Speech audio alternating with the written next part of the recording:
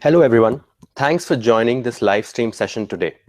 I'm Aditya and I'll be hosting this Hangouts on Air on Google Analytics for the Google Partners Program. A few housekeeping tips before we begin. Please make sure that the video quality is set to 360p or higher for viewing the presentation clearly. You can change this in the settings icon on the bottom right corner of the video. Also, please ask live questions in the comments section. Let's begin.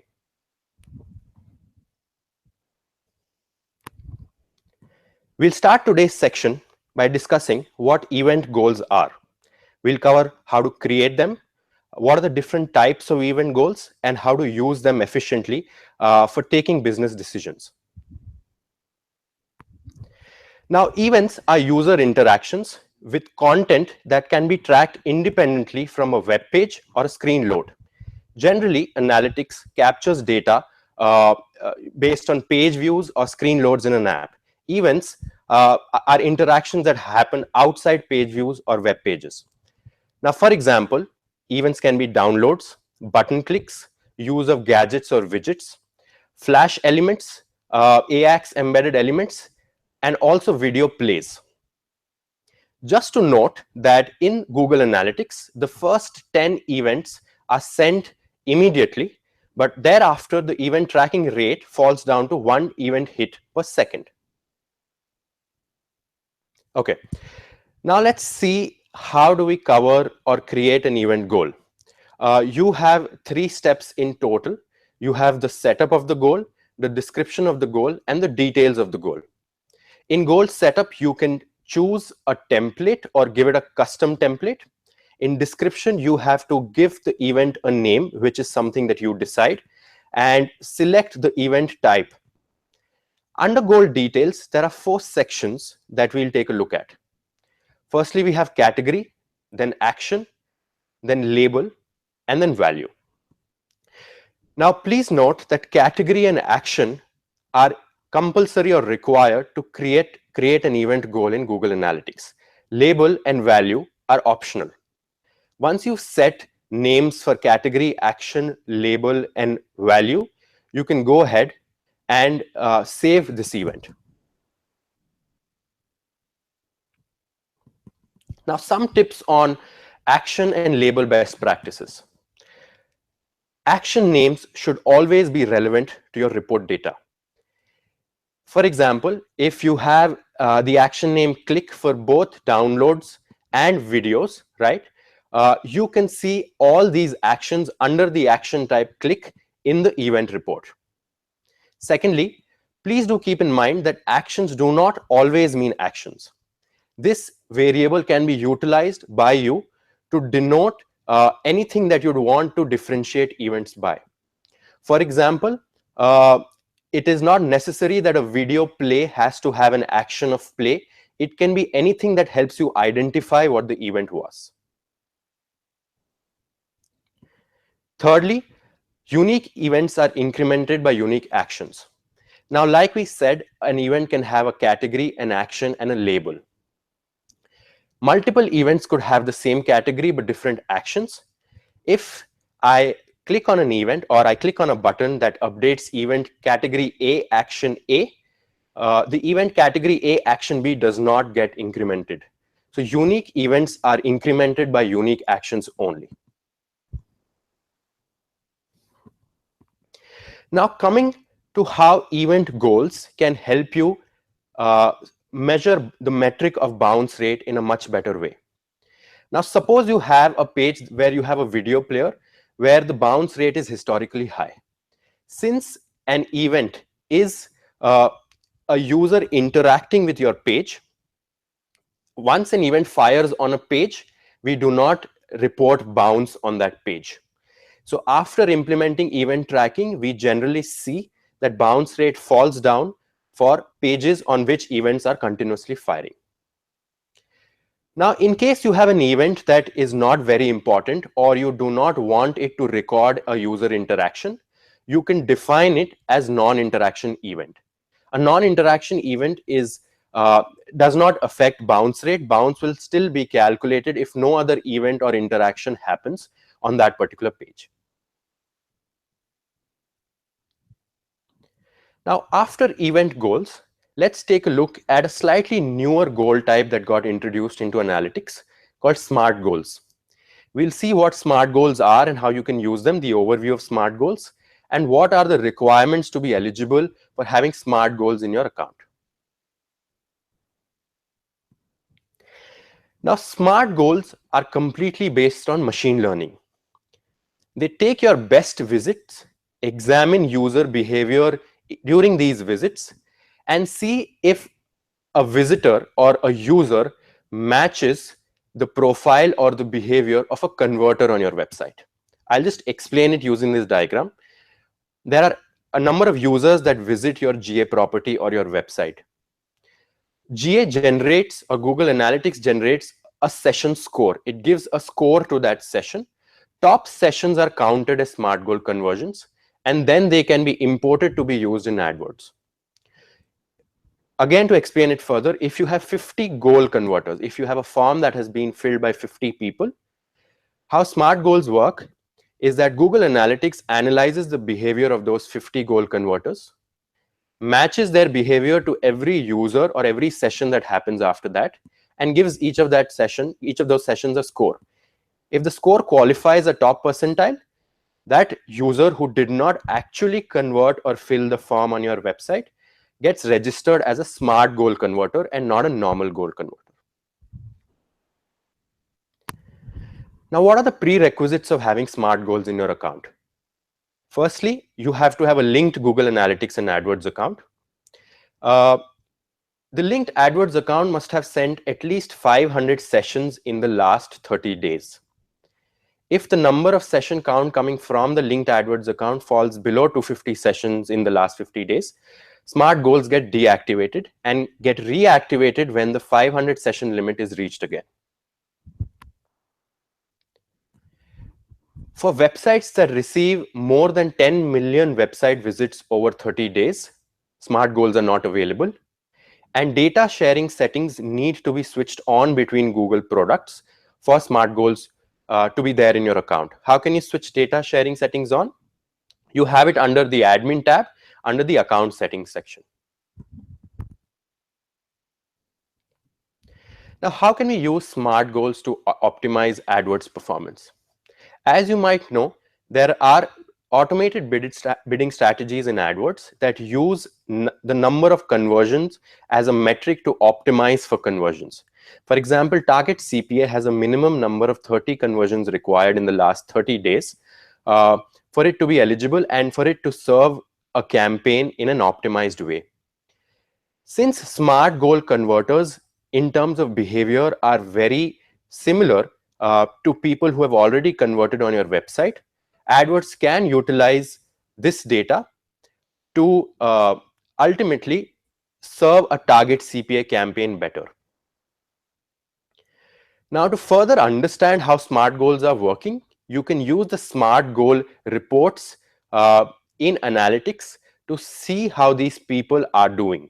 Now, this report is available even before you have enabled SMART goals in your analytics account, so that you understand what changes or what performance you can expect after enabling SMART goals. We'll quickly take a look at the SMART goals dashboard now.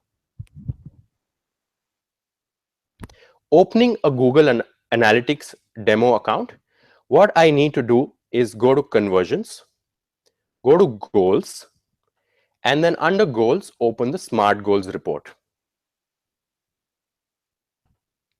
This SMART Goal report exactly tells me how many people do not meet the SMART Goal threshold and how many do. So here you can see that out of 297 sessions, 98.65% of the sessions did not qualify as a SMART goal. Only 1.35% of the sessions did, which means that the SMART goal threshold is really high and it only considers the top quality sessions that you have for goal conversions.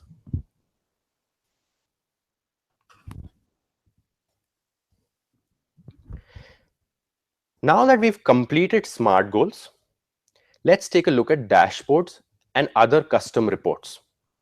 how to use them, what they are, and what all data can you pull into dashboards and custom reports. Now, dashboards are basically a collection of widgets. What are widgets? Widgets in our case would be mini reports. How is a dashboard different from any other report? A dashboard is a mixture of multiple reports where you can monitor many metrics at once. So you can open your dashboard, quickly check the health of your account, and also see correlation between different data points. Let us take a look at what a dashboard is and how can we create a new dashboard. Now back to the demo account, I will open the customization section of my Google Analytics account. Under customization, you can see that we have both dashboards and custom reports. I have created a few important dashboards for you already. I will just open the Google Analytics optimization dashboard and take you through it. As you can see here, this dashboard is a collection of mini reports where you can see a lot of metrics and dimensions at once. Here we have transaction and goal conversion rate by age, by region, by in-market segment, by gender, by device category, and so on.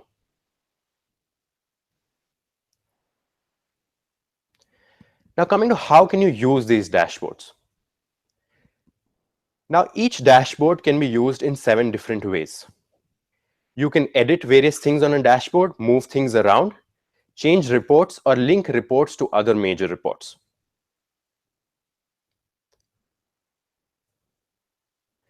You can edit the name of the dashboard by clicking on the dashboard name, editing it, and hitting save.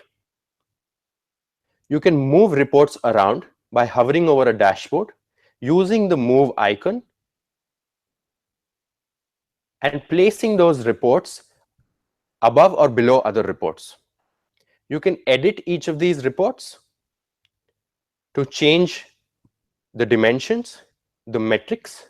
You can add filters to an edited report, and you can also put a link to a report or URL. If you want to see a greater report, the link to report or URL function is really helpful to take you to a larger report and do more detailed analysis about those data points, dimensions, and metrics. You can delete the dashboard, and most importantly, you can share it.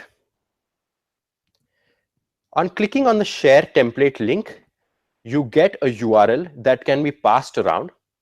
Anyone with an analytics account, when clicks or opens this URL, his account gets pre-populated with this dashboard, and his account data flows into these reports.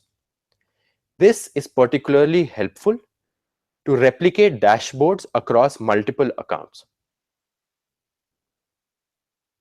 You can also export this dashboard as a PDF.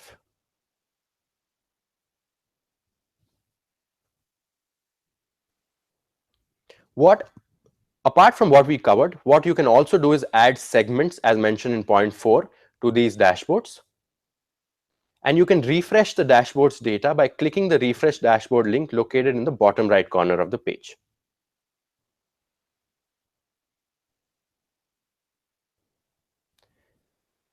If you've changed the date range from the top right, the refresh dashboard function allows you to pull in the most recently updated data into your reports.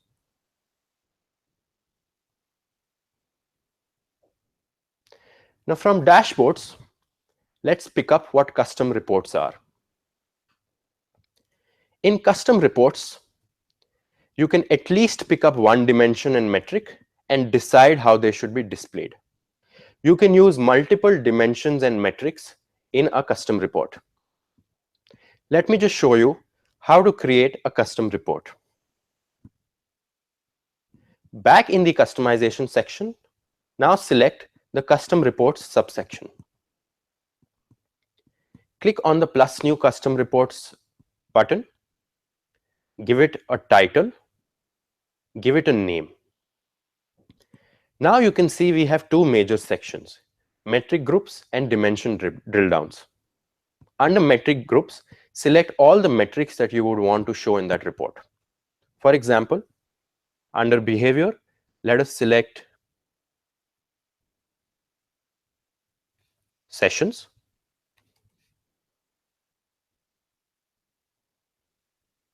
Then under goal conversions, let us select goal 2.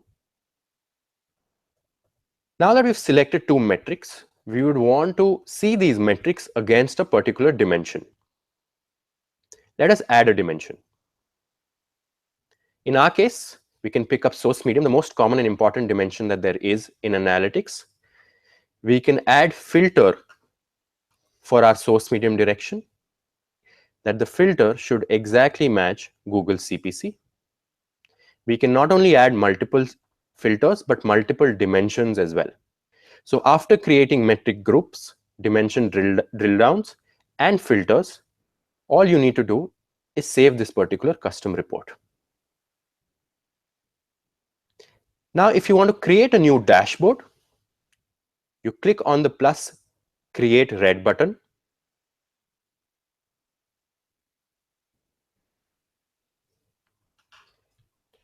Just a second.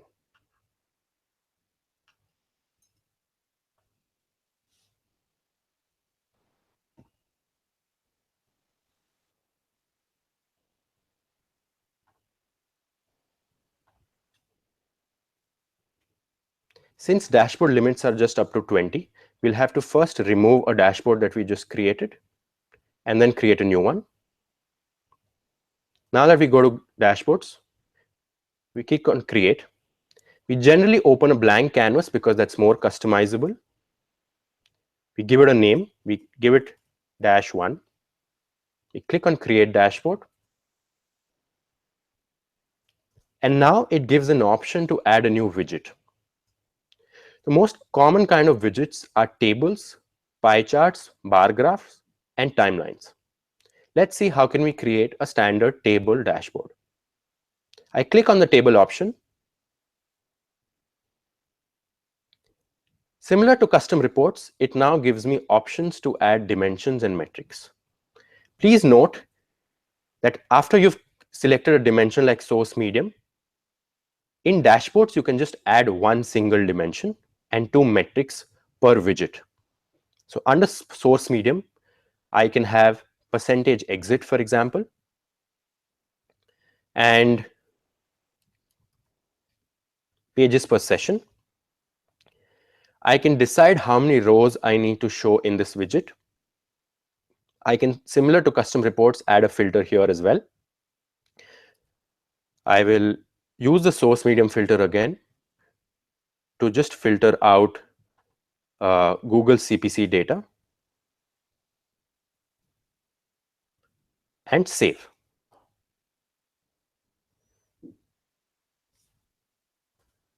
You can add as many widgets as you want, as many type of widgets as you want. However, please keep in mind that for reports and dashboards, all metrics and dimensions might not be compatible with each other. Now, coming back to this point that I've just made, let us look at what are valid metric dimension combinations. Why is this important? You might create a report or a widget in a dashboard where no data gets pulled in. That is because some metrics can only be combined with certain kind of dimensions.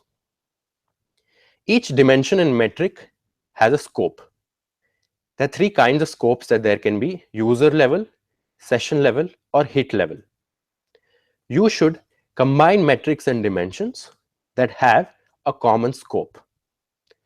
Let us take a look at an example to understand this better. Session-based metrics can only be determined by capturing page view data and should only be combined with session level dimensions. If you have a session level scope, it would not be logical to combine it with a hit level dimension. So if you open behavior reports in analytics, you can see that reporting is done on the base of page views and not session, because session level scope does not match with page loading scope. Let us take a look at another example. Let's have a visitor report. There are two kinds of visitor reports that you can have. On the left, you can see the overview report.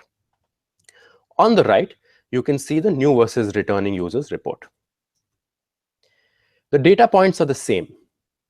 You have 3 visitors on the left in the left scenario and 3 on the right scenario. The first visitor is a new visitor. Time on site for him is 5 minutes. Second visitor is a returning visitor. Time on site is 3 minutes. Third visitor is a returning visitor again, and time on site is 2 minutes. However, if you see towards the bottom of the diagram, the average time on site calculation is different in both reports. Why is that so? In the overview report, we just take the entry and exit times of all the 3 sessions and do a simple average. However, in the new versus returning report example, we separate out these averages by the user type dimension. So going back, we have 2 user types here: returning visitor and new visitor. Just a second. For the new visitor type, the average session duration is calculated separately. For the returning visitor type, the average session duration is calculated separately. So just explaining it further, why are we adding a dimension to a metric calculation? It gives us further insight. I will average out the new users separately and the returning users separately. It gives me more insight into who is spending more amount of time on my website. In our case, the new users are spending more time on my site as compared to returning users. Let us take a look at the demo.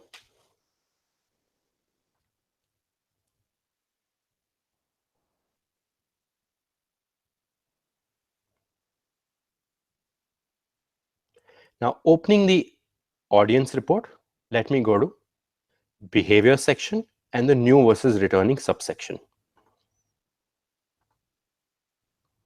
Like we saw, we have separated out metrics by user type and not taken an average of all the sessions that there are. We have, in our case, almost 75% of the session coming from new visitors and 25% of the session coming from returning visitors. How would this be from the audience overview report? Here we have an average session duration, as you can see here, that averages out all sessions which are not, and these sessions are not differentiated by any type, unlike the behavior report where we are differentiating them by user type. Hence, it is possible that in certain custom reports and custom dashboards, some metric and dimension calculations will not lead to data being populated in those reports or dashboards. Another example, I will now go to the behavior section and check out what the all pages section has to tell me. Like we discussed in the example, we do not have session level scope for the pages report. We have page view level scope for the pages report. Hence, if I take a dimension that has a session type scope and combine it with a metric that has a page view type scope, data will not populate in those reports and dashboards. So please do keep in mind while creating or replicating custom reports or dashboards across multiple accounts or properties.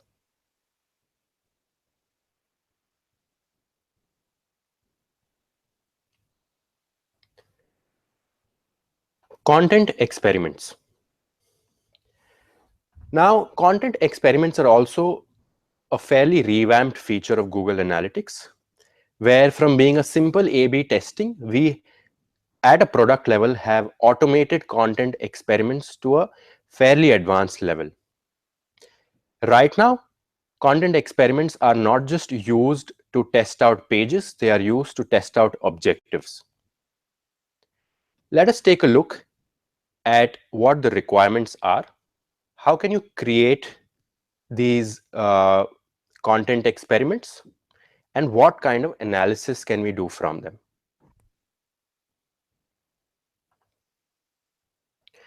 Now, coming to the requirements of content experiments. Experiments are only compatible with analytics.js and ga.js. You must wonder what these are.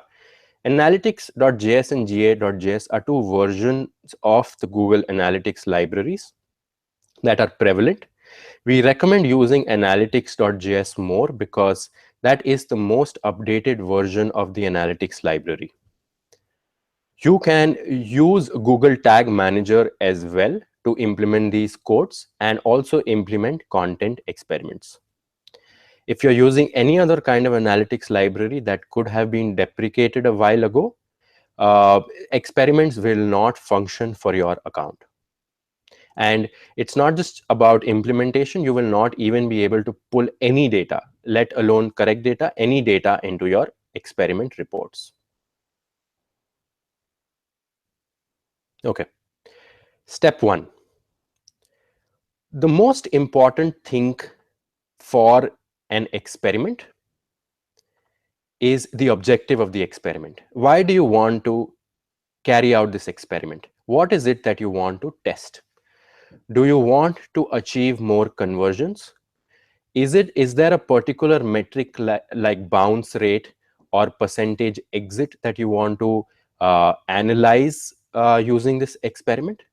What should be the differentiating factor between the two, the control part of the experiment and the experiment part? That is what the objective of your experiment should be. So that is what we choose first. If you see the workflow, firstly, you have to give this experiment a name and then give this experiment an objective. You can choose your own name, whatever suits you better, whatever helps you identify one experiment from the other. Secondly, you pick up an objective. We will come to what these objectives are in the coming slides and what should you choose ideally for the best case scenario. Now the third option, which is a very important aspect of the experiment, is the percentage of traffic to experiment option. Here you can see it's set to 100%. Now what does this percent mean? If there are X number of users that come on your website on a day-to-day basis, what percentage of users should be shown both the control page and the experiment page? I'll just take you take you through this again. Imagine I have 100 people visiting my website in the next 1 month or over the course of the experiment, and my percentage of traffic to experiment is set to 50, which means that half of the people, which is 50 in our case, would be shown both the experiment page and the control page. When they visit your website, using a random selection, they can either be shown the experiment page or the control page, and based on their behavior or the objective that you've selected, performance of the control and the experiment page will be calculated. The fourth option here is whether you want email notification for important changes. Sometimes due to increase in traffic, etc., the experiment setup would want to send you notification with respect to change in behavior on either the control page or the experiment page. You can set email notifications for that as well. Now that we've covered the first section, which is the objective part of the experiment, let's take a look at the other parts of how to create an experiment.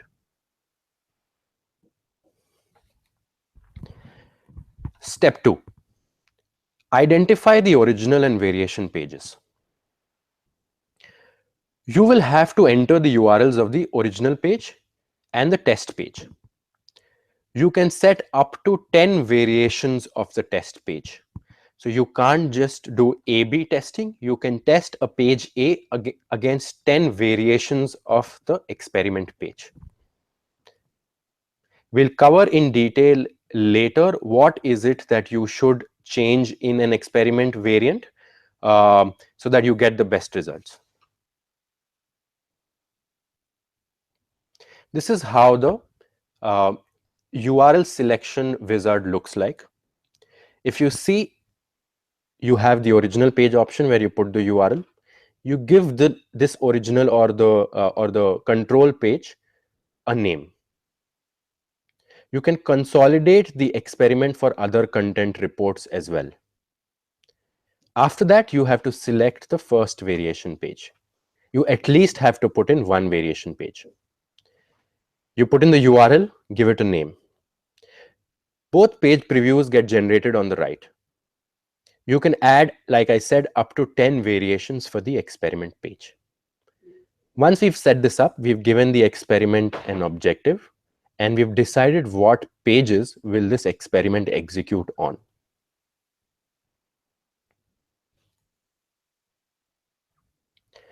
After this, we come to step 3.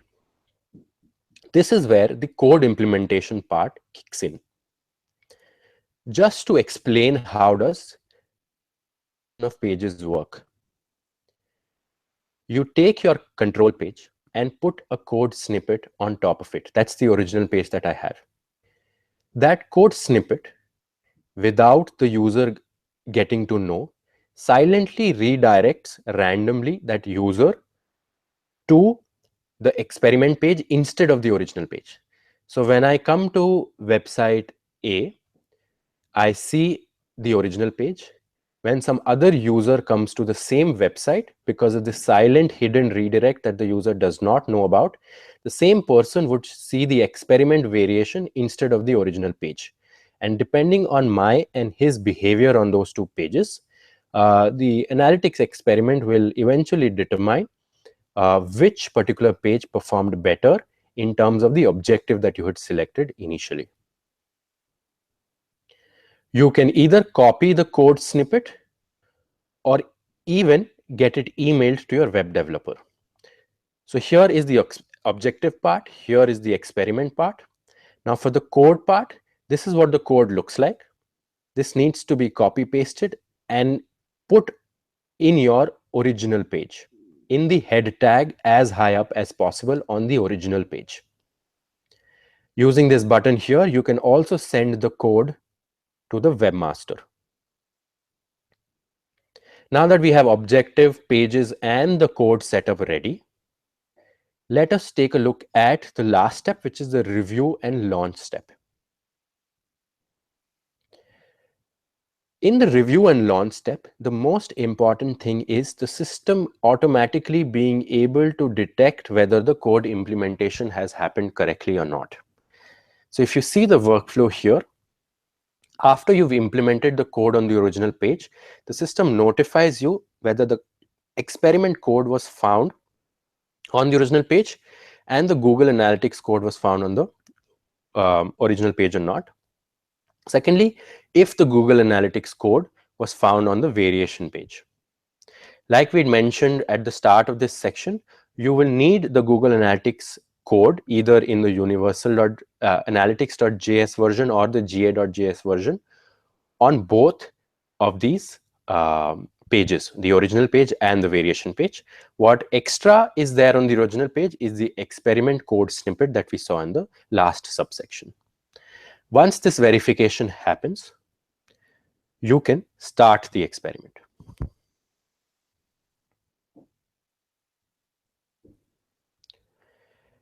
Now, after you've set up the experiment, when the experiment starts running, an experiment report gets generated. What all can you see in that report? Let me just take you through a demo of that report. You find the experiment section under the behavior heading and the experiment subsection. This is where you can see a report that gets generated for your experiment. Now, what does the report contain? It contains the status of your experiment. It contains how the original page and each of the variations are performing in your experiment, and whether a particular page is clearly outperforming the rest. Now, a common question that gets asked is, how does the system determine what outperforming is? If we go back to this step, you can see that the runtime is 2 weeks minimum for this experiment, and a 95% confidence threshold is maintained by the experimental setup. What does the 95% mean? It means that unless the system is sure that 95% of the times the variation page or the original page will outperform the other kind of page. So the original can also outperform the variation, and the variation could also outperform the original. So unless the system is 95% confident that one of the pages, either of the pages, will outperform the other page, this experiment will not conclude. The higher the confidence threshold, the more time the experiment needs to run for. So compared to 95%, if you want the system to be 99% sure that variation 2 will outperform the original page, the experiment will have to be run for a longer amount of time, because the system needs more data, more user behavior to analyze in order to have a 99% confidence threshold.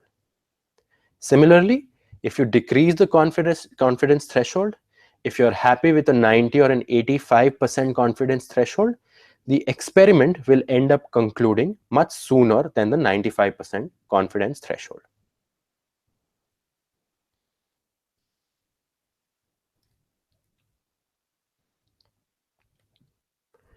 Okay. So once you've started an experiment, what all actions can you take on the experiment? What are the changes that are possible? Firstly, like we know, you can stop an experiment at any given point in time, stop it manually. Like I said, the system generates a report where it clearly tells you which of the pages is outperforming the other pages. If after 2 weeks, or for example after 4 weeks, you look at the data, you realize that this level of outperforming is enough for you to take a decision, you can stop the experiment there. It need not run for a month, 2 months, or 3 months in order to come to a conclusion. You can change the percentage of sites users who see the experiment. Ideally, we always advise you to begin with a high percentage, because it helps the system taking a decision more quickly, because the system gets more sessions to analyze. If you start off with a good 80%, 90%, you can either increase it to get a faster outcome, or if the results are inconclusive and you do not want a lot of users to be seeing a variation page going forward, you can decrease the percentage of site users who are part of that experiment. So if I make it from 80, I reduce it to 40, only 40 out of 100 people will see both the original and the variant page, compared to 80 earlier who were seeing both. You can also change who gets notified by the email about changes to an experiment. You can also disable a particular page. How would that be helpful? Imagine you have one original page and 10 variants for the experiment, which you're comparing the original page against. 1 month into the experiment, you see that out of 10 variants, only 3 are giving you good performance. The other 7 are not. People are not converting, or people are not buying when they land upon the variant landing page. You can disable a particular page from being a part of that experiment going forward. An extremely important option for users to narrow down the number of pages they would want to experiment with after the experiment has started.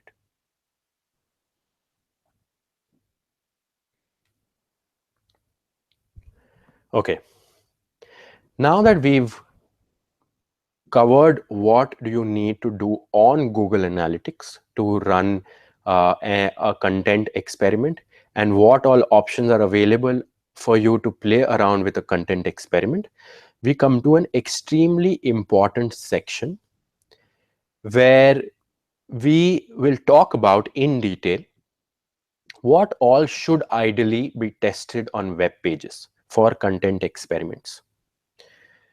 What is it that you should serve differently to a user that can help him either perform better or underperform with respect to your objective? Firstly, headlines and headers. Most landing pages have a very beautifully designed hero section. What would a hero section be? A hero section is what opens up front in the first view when a page loads.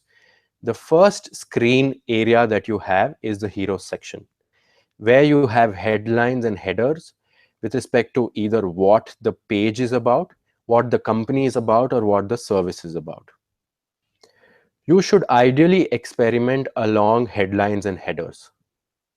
Certain call to actions work better for a certain set of users compared to other call to actions.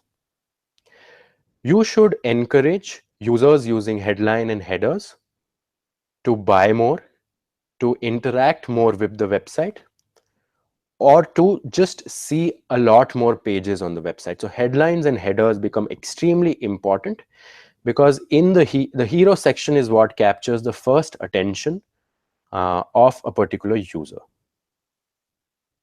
Okay. Now, after headlines and headers, we will take a look at images and icons.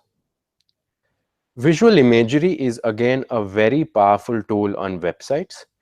Depending on the kind of images that you have, depending on the mood of images that you have, user behavior can differ considerably. Ideally, happier, positive images tend to better user behavior on almost all websites compared to images that do not invoke a mood of positivity. Similarly with icons. Icons should be such that they are easily understood by the user. Let me take a small example. If I ask you to imagine what is the most common contact icon that you have seen on websites is the email icon. On a lot of websites, the icon itself is enough to make the user understand what would happen after clicking on that particular icon. If you change that icon to something that is not as easily understandable, it might lead to decreased or non-ideal user behavior on your website. So to see and test which set of icons perform better, along with images, you can differentiate the original and variant page in terms of images and icons as well. Now that we've covered headlines and covered images and icons, what comes next is text. Text is the actual content of your website. This is what the user will go through to determine the next action that he would want to take. This is what he goes through to determine whether he likes the product, whether he wants to end up buying it or not, whether he wants to subscribe to your mailer list, or whether he wants to find out more about a service and place you a call. So text variations are highly recommended for original and experiment pages. You have a certain style of text on the original page. Change that style on the various variant pages to see, after going through, what kind of text does a user behave ideally on your website. So images, headlines, and text. Next, we have calls to action. I have talked about it right now in the headline section, but just to emphasize on it more. Most conversions can be turned around with a good call to action. You can experiment with what particular call to action inspires or asks or makes the user buy more or convert more on your website or spend more time on your website. Something like a buy now compared to this is why you need to buy this could make enough of a difference in terms of user behavior. Hence, have different varieties of call to actions on different variation pages to see which of them end up into more conversions compared to the original page. Now that we've basically covered content on the page with headlines, images, text, and calls to action, the last but definitely not the least becomes the layout of the original page. If you open any website, you can see there are 3 to 4 common variations that you see on websites. The hero section can have an image with a call to action. The hero section could have a sign up form directly. The hero section could have text. It could have a video upfront. After a video, you can have an image carousel, or you can have a list of services that you provide. Hence, page layout is something that definitely needs to be experimented with. How do you determine which page layout will work best for you? Have an original page and have 5 separate layout variants. The call to action or the convert button could be on top in one variant, could be in the middle in the other variant, or could be at the end after you've explained everything in the third variant. Content experiments can help you determine which page layout works the best for you. Should it be a boxed layout? Should it be a wide layout? Should you have images before text or text before image? What colors work best on your website? What designs work best on your website? All of this can be covered in the page layout section. So just to summarize this very important slide, you should test multiple elements in variations: headlines, image, text, calls to action, and page layout. Now that we've covered 5 things that you can experiment with, I would like to make a very important point here. You should be able to clearly determine what is causing an improved performance in variations. For example, I have an original page and I have a variant page. If in the variant page I have changed the headline and changed images and icons and changed text, I also have different calls to action and a completely different layout as well. It might become difficult for you to pinpoint which particular element is what caused the improved performance or the decreased performance in the variant page. Hence, it is advisable not to experiment with all these elements in a single variant. You can probably choose one single variant for each of these elements. So in one variant, you can have different headline. In one variant, you can have different images and icons. In the third variant, text, and so on. So that at the end of the experiment, if analytics tells you that variant 3 outperformed not just other variants, but the original page as well, what was there in variant 3 that caused this improved performance? And what do you need to finally incorporate in your website to see more and more conversions? Hence, it is extremely important to not play around with all page elements in a single variant.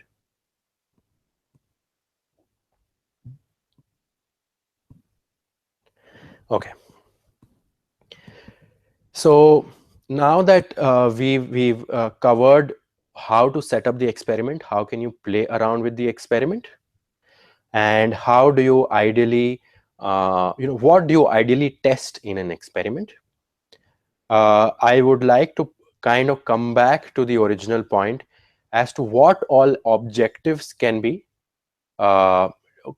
tested in an experiment. So These are the top objectives that can be tested in an experiment. You can test the performance of a URL destination goal. What is a URL destination goal? It is determining whether an X page was visited or not. In almost all cases, like a very common example would be the thank you page. The thank you page is a URL destination goal. You can see whether the original performed better for getting more form fill-ups or the variant performed better. Event goals.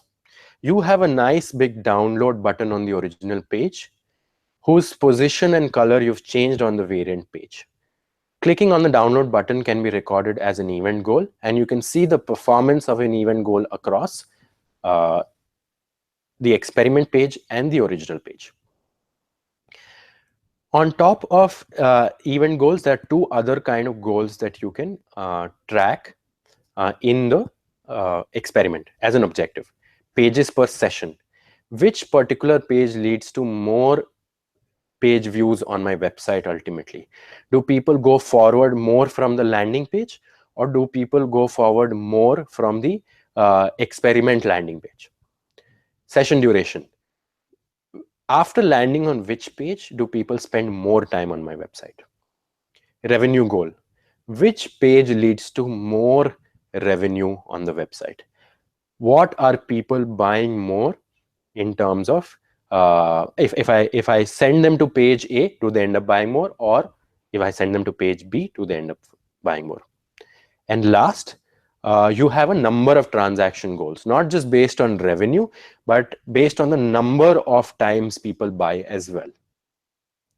Apart from these 6 metrics that we saw, or 6 goals that you can track as an objective, you can also track behavior metrics using content experiments. What would these behavior metrics be? They would be bounce rates. Which page has lower bounce rate, percentage exit, etc. So in terms of user behavior, also general user behavior and not goal-based user behavior, whether my content, where my original page is performing better or my experiment page is performing better. All right.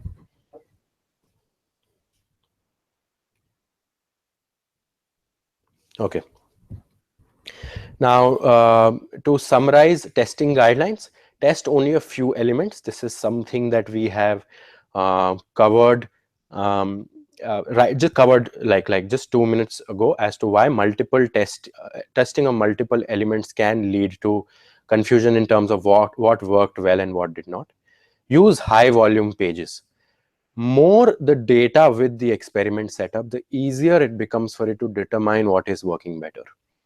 More user behavior to look at, the system can take a better call with respect to what is working better. So use high volume pages for sure.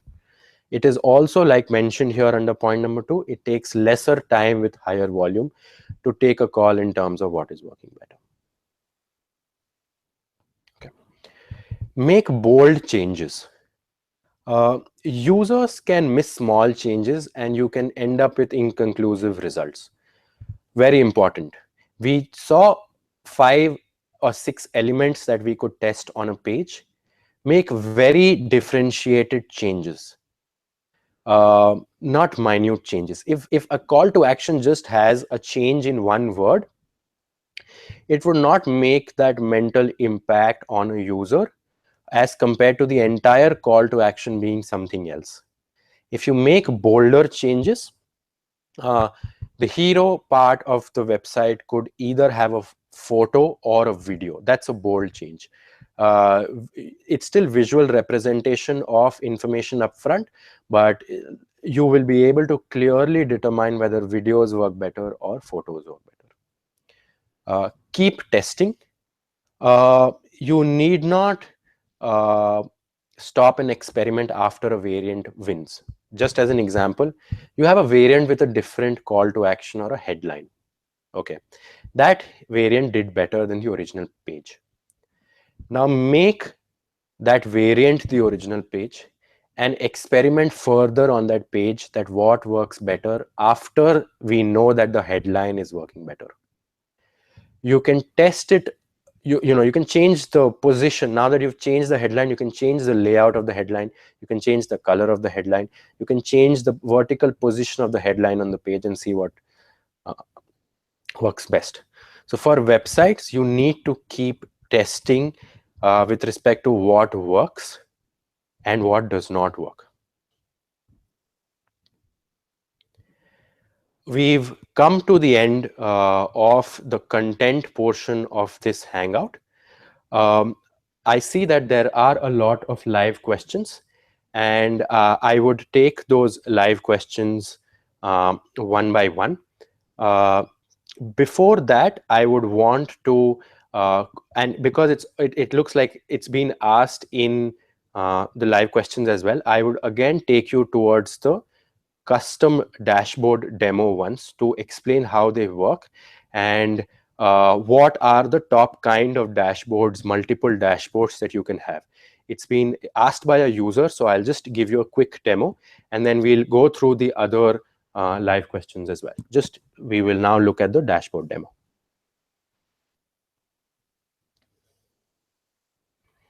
Okay, now I'm back in the customization section under the dashboarding screen that we have. Under dashboards, like you can see, you can have there are a lot of predefined shared dashboards that there are.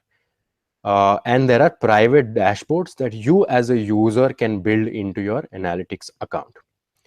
For example, let us take a look at the e-commerce dashboard that there is.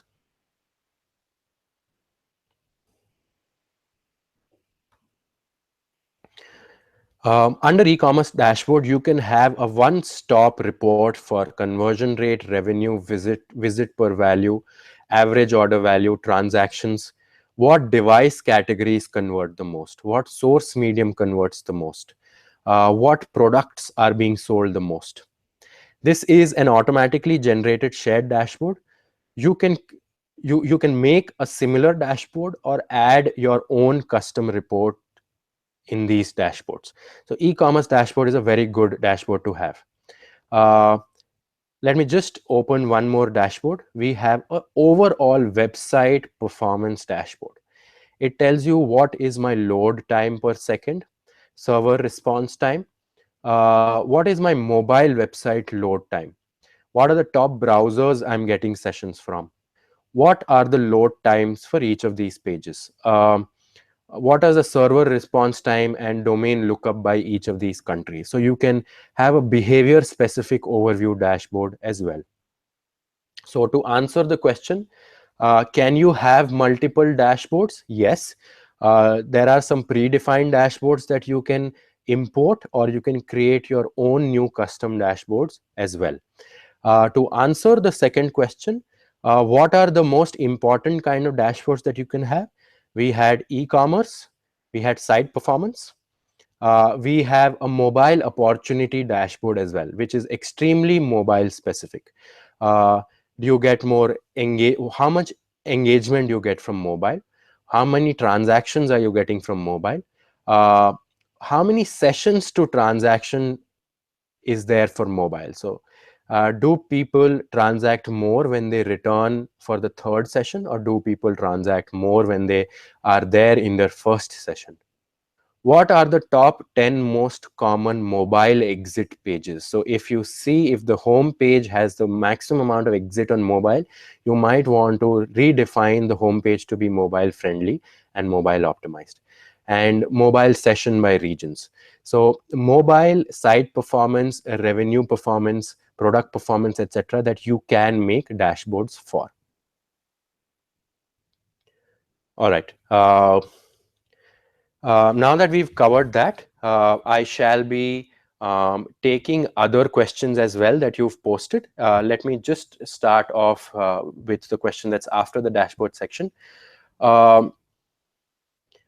What is Google Weblight? Now, with respect to Google Weblight, in developing countries like India, internet speeds are still an issue. Hence, Google Weblight is a platform that serves a user's website when the internet speed is low.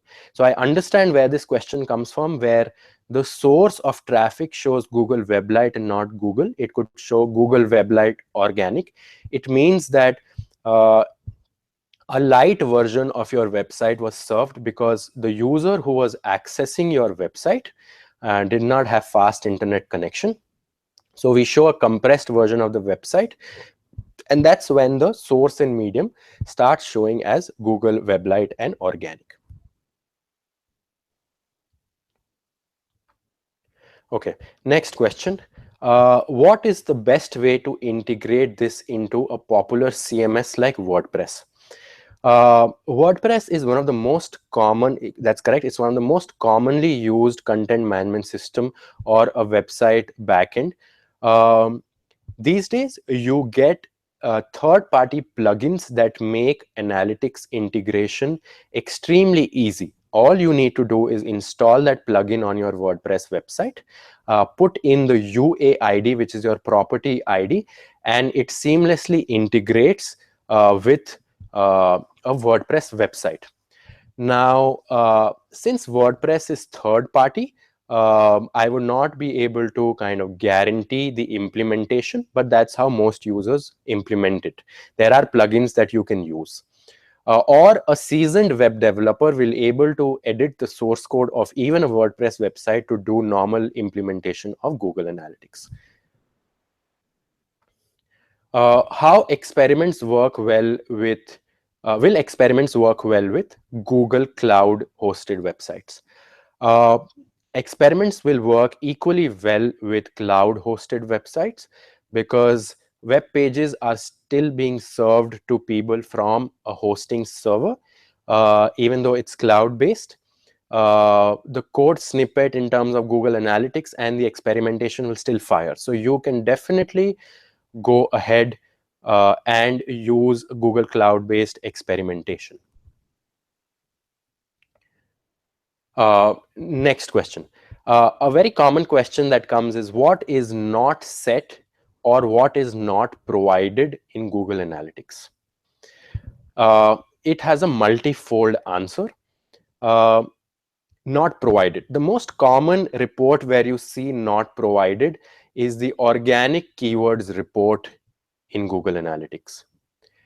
Post 2011, Google took a policy stand where it would not record any searches done when someone is searching on Google, the home page, the Google search page, and then comes to your website. So if I, for example, go and search for ABC on Google search and then land up on abc.com, this particular search query is withheld for personally identifiable information policy violation. And that is why in organic keywords, you majorly see most keywords being not provided because those are withheld because of the policies. We do not record organic searches that are happening on Google search. Not set. Now, remember whenever data exchange happens. So if a user goes onto your website, the page loads, the analytics code fires, and some information is exchanged from your website or browser to the analytics server. Sometimes because of slow internet speeds, this certain data cannot reach the servers, and hence those metrics come back to be as not set. That is reason number 2. Third reason is what we've discussed in detail in this session, is compatibility between metrics and dimensions. If you're trying to plot a metric that is not compatible with against a dimension, all of that metric data becomes not set. There are similar multiple reasons as to how not set traffic can show. Not provided is primarily because of policy reasons. Okay. A very interesting question here. How would SMART goals help an e-commerce website? So I'm assuming the main aim of an e-commerce website is to have as many product sales as possible. you you have 100 people in the past month who have ended up buying a product on your website. Smart goals will make a list of all those people that are very similar in behavior to those 100 people. You can not only remarket people who are smart goal converters, but import this information back into AdWords, where probably you are running a target CPA campaign. Target CPA campaign works better if there is more conversion data. There's a minimum threshold of 30 in the past 30 days, but more the conversion data, better the target CPA works. More data in terms of who those people are and what do they do on the internet, it will be able to serve ads to people who have a very high chance of converting. So smart goals will add the bulk to your conversion numbers that the AdWords system can analyze and serve better, and it will definitely lead to a better performance in terms of conversions on an e-commerce website.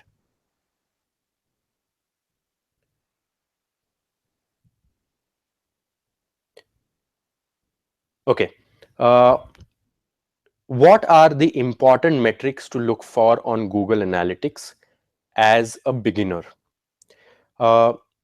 Now there are 4 major reports on Google Analytics. You have audience reports that tell us who the people are that visit my website.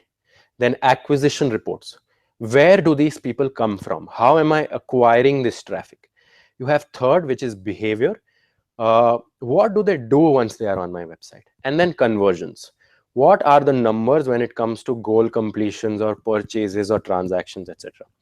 As a beginner, you should go through audience reports to begin with to understand who these people are. I'll give you a very small example.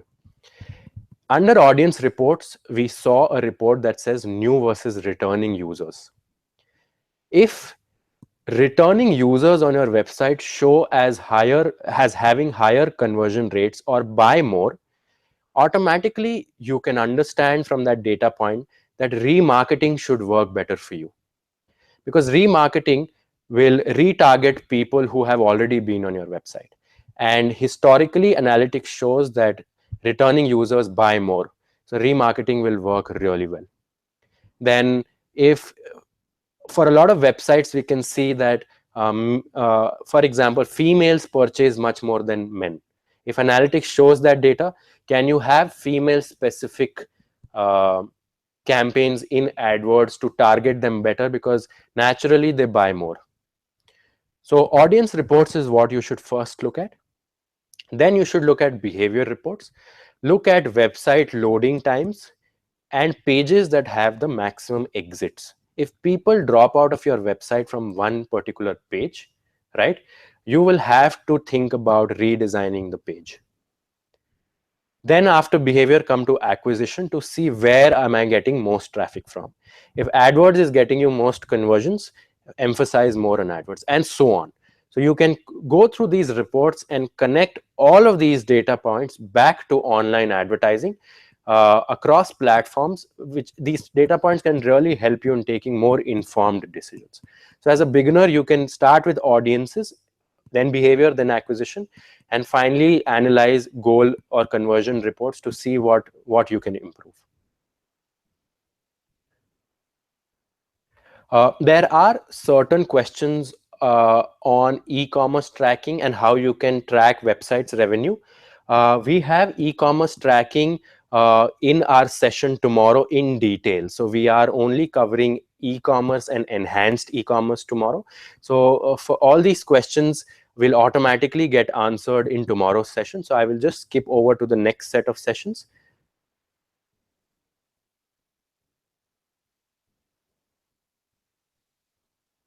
All right.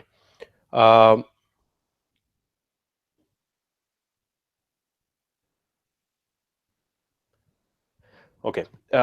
We have another very frequently asked question, which is click session discrepancy. I'm sure that a lot of people have seen click session discrepancy in Google Analytics. How that works is I am a user. I click on an ad that you are serving from your AdWords account on Google search. After clicking on the ad, I land up on the website. Now, ad clicks and sessions are recorded by two different platforms. Ad clicks are not recorded by analytics, they are recorded by AdWords. So a click happened.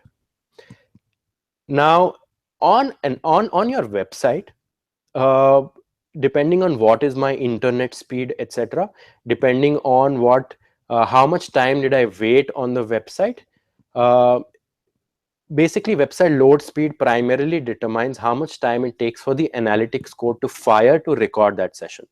So I click on the ad, come to the website. Within 2 to 3 seconds, I drop off from the website, but the entire code has not loaded and the analytics section has not fired for it to record a session. So click got recorded by AdWords, but a session could not get recorded by analytics. Hence, this is one of the most important or common reasons as to why click session discrepancies happen, which is simply that people are not waiting on the website long enough for the GA code to fire and record a session, or people don't, or the website is slow for this to happen. If you segment your data, you can see that maximum click session discrepancy we have seen comes from mobile devices, which ideally means that especially in developing countries like India, people might not always be on a Wi-Fi network. They could be on a 3G or a 2G network where websites take a lot of time to load. And on mobiles, we know that on an average, people leave if the site hasn't loaded in 2 to 3 seconds. And if that happens, like I said, a click got recorded, but a session did not. Hence, a click session discrepancy occurs. So that's the main reason for click session discrepancies.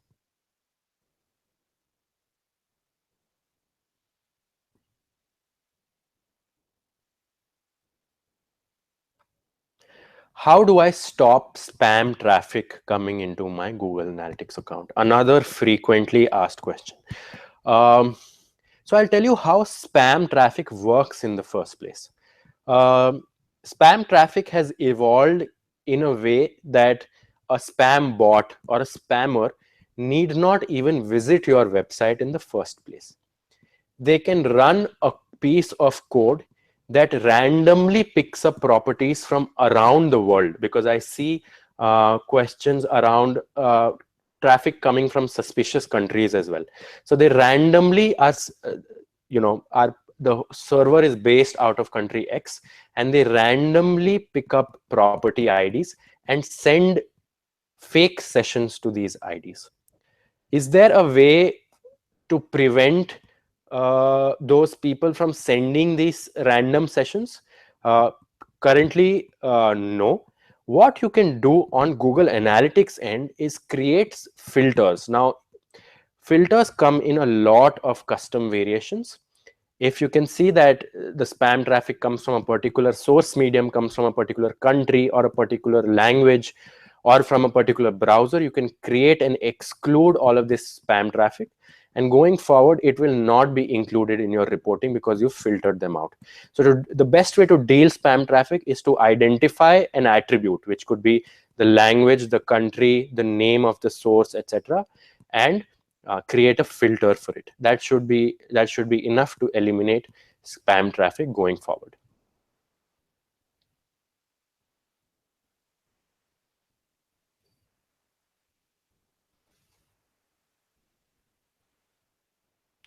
Uh, there are further questions on integration of analytics into other third-party platforms like OpenCard, etc.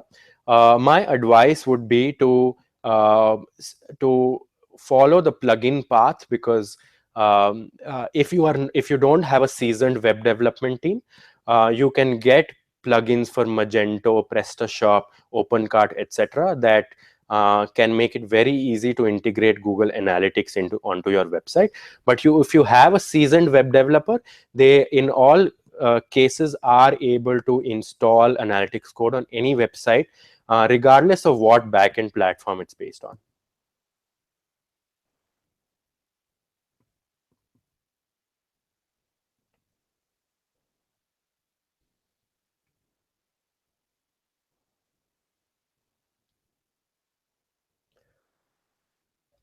We've covered most of the questions here. Thank you so much for joining today. If you're interested in e-commerce tracking, which is basically revenue tracking and enhanced e-commerce tracking, same time tomorrow we are having a detailed session on these two topics. I hope this session was of help. We'll try to answer even more questions tomorrow. So see you tomorrow and have a nice day.